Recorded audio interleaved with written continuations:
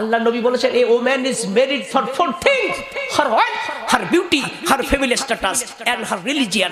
So you should marry the religious woman, otherwise you will be loser. Bukhari শরীফের হাদিস। আল্লাহ নবী বললেন একটা মেয়েকে চারটা কারণে মানুষ বিয়ে করে বা করা হয়। বিয়ে করো তা বলেননি, বলছে মানুষ বিয়ে করে বা করা হয়। কয়টা কারণ? আর জন্য বলেন কয়টা কারণ? নাম্বার 1, হার ওয়েলথ, তার টাকা পয়সা গাড়ি বাড়ি ধন দৌলত দেখে মানুষ বিয়ে করতে চায়। হার বিউটি, তার রূপ সৌন্দর্য চেহারা যৌবন দেখে মানুষ বিয়ে করে। সুবহানাল্লাহ।